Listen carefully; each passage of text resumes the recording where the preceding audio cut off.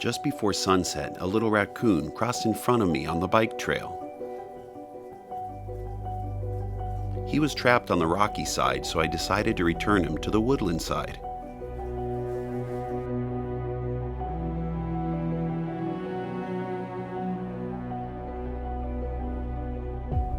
At this size, his mom is close by, but I never saw her, so I just returned him to the safer side of the trail and let him go on his way.